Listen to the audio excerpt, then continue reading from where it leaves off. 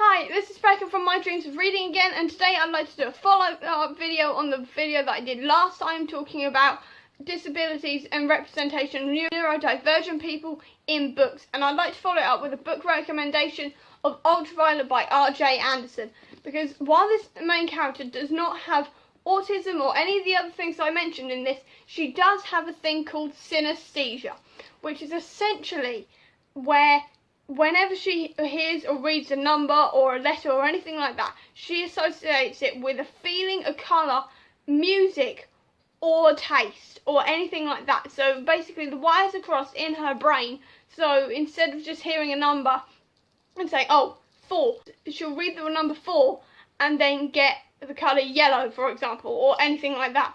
And it's a really, really interesting concept.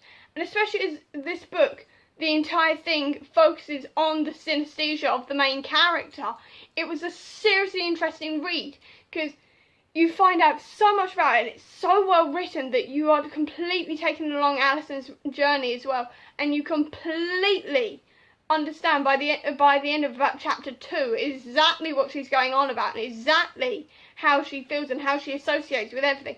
And it goes into quite a lot of detail about synesthesia, which is incredible. And it also ticks the box on more mental health issues being raised in books, because nearly this entire book is based in a psychiatric ward for teenagers, because Alison in this book is accused of murder because she was seen fighting with the most popular girl in the school, and then suddenly the girl has disappeared, and all Alison can say is that this girl disintegrated right in front of her eyes and she has no idea why. And the book focuses on the mystery of that and how Alison solves it and exactly what happens with it and how she starts to deal with her synesthesia once she gets diagnosed, and all the way through from there on.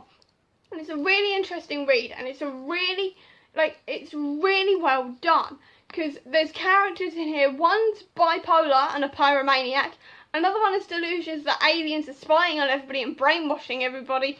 You've got anorexic characters, you've got many characters with mental health issues, and all of them are really well written and really well researched, so it doesn't feel like a stereotype or anything like that. It feels like it's well researched and done in such a way that feels sort of like it's trying to humanise people with these issues, which is a really cool thing as well.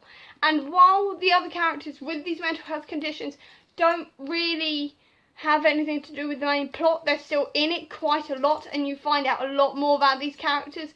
And I feel like it's a really good book to read when that takes sort of like, not exactly the fear, but sort of some of the stigma out of some mental health issues, which is a really, really cool thing. And meanwhile, it's also introducing people to the idea of synesthesia, which is completely real and completely, fascinating. I'm utterly fascinated by this condition ever since I've heard about it. But it's a really good book to read if you don't know about synesthesia and you want to know more about it, because it sort of acts as a mystery book and a proper good novel, but at the same time it also educates the reader on exactly what this condition is and what it entails. And the entire book, the main plot point is the synesthesia, actually.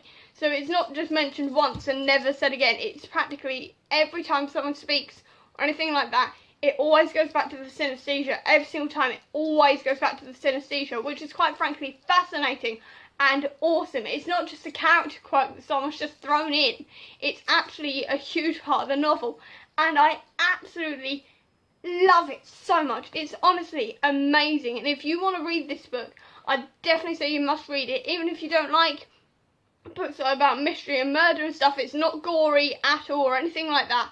It's sometimes very blunt about mental health issues and what life is like living in a psychiatric ward, but other than that, it's a really good sort of murder mystery type novel that actually deals with some serious stuff and some quite fascinating issues as well. So if you want to read a book about a neurodivergent person with synesthesia, I definitely recommend Ultraviolet by R.J. Anderson. It is awesome.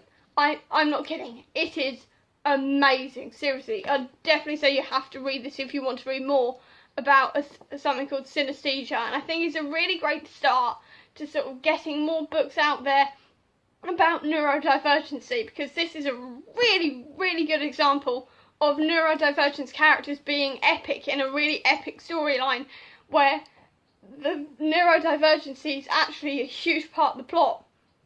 and it's used constantly throughout the book, and it's not just a weird character quirk that's just thrown in. It's actually a huge part of this novel, and I absolutely love it. So I definitely say you have to read this if you want to know more about synesthesia, or if you just want to read books about neurodivergent people. This is definitely one I'd definitely say to read.